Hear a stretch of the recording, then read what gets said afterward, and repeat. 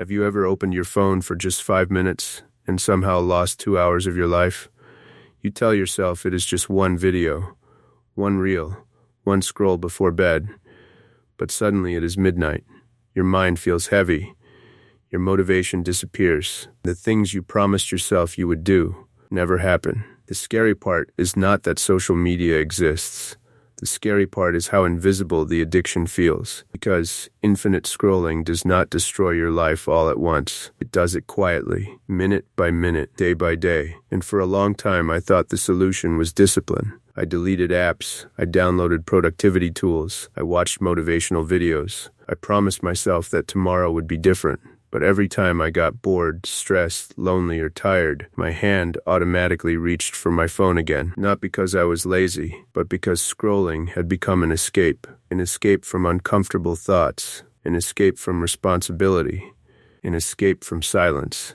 And once I understood that, everything changed. The only thing that stopped my infinite scrolling was not a productivity hack. It was giving my mind something more meaningful than distraction. Because the truth is, your brain will always choose what feels rewarding in the moment. Scrolling gives fast dopamine, fast entertainment, fast stimulation. But real life moves slowly. Building your dream body is slow. Learning a skill is slow. Healing mentally is slow.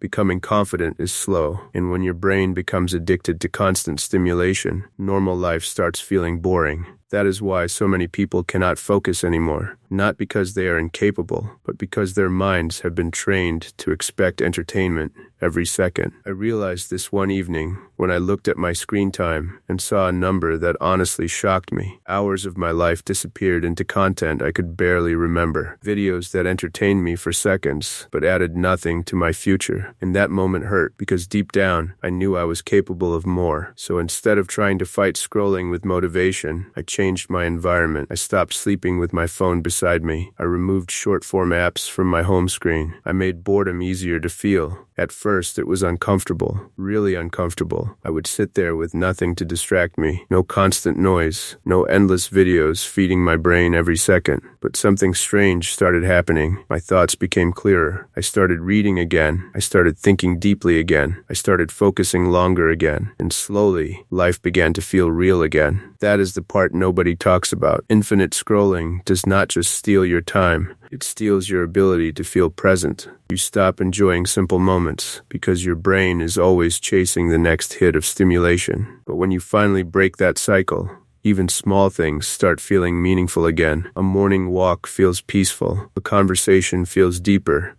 Working toward your goals feels satisfying, not instantly, but gradually, and that is what changed me the most. I stopped asking, how do I quit scrolling, and started asking, what kind of life am I trying to escape from? Because sometimes the problem is not the phone. Sometimes the problem is that we have built a life with no purpose, no direction, and no silence, and distraction becomes easier than reflection. But your future cannot be built in endless scrolling. Somebody out there is building skills while others are refreshing their feed. Somebody is changing their life while others are consuming content about changing theirs. One day, those small daily choices create completely different lives. So if you feel trapped in the cycle of infinite scrolling, do not start with perfection. Start with awareness. Notice how often you escape into your phone. Notice what emotions trigger it. Notice how much life passes while your attention is somewhere else. Because the moment you become aware of the habit, you stop being controlled by it. And maybe that is where real change begins. Not when you delete every app, not when you become perfectly disciplined, but when you finally realize that your attention is your life, and whatever you give your attention to becomes your future.